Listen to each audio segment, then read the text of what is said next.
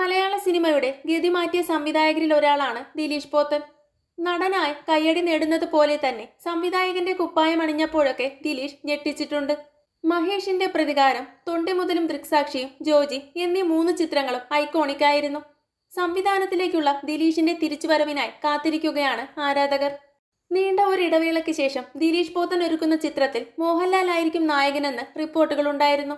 പോത്തേട്ടനും ലാലേട്ടനും ഒരുമിക്കുന്നതിനായി ആകാംക്ഷയോടെ കാത്തിരിക്കുകയാണ് ആരാധകർ.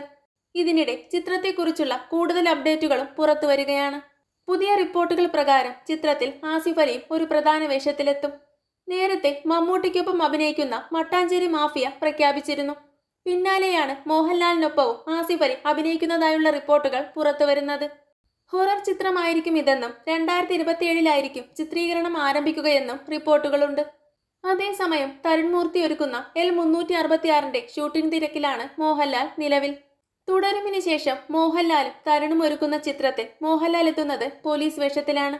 അതേസമയം ദൃശ്യം 3 ആണ് റിലീസ് കാത്തുനിൽക്കുന്ന സിനിമ. ഏപ്രിൽ 2-നാണ് സിനിമയുടെ റിലീസ് പ്രഖ്യാപിച്ചിരിക്കുന്നത്. കൂടുതൽ സിനിമാ വിശേഷങ്ങൾക്കായി ചാനൽ മറക്കാതെ സബ്സ്ക്രൈബ് ചെയ്യുക.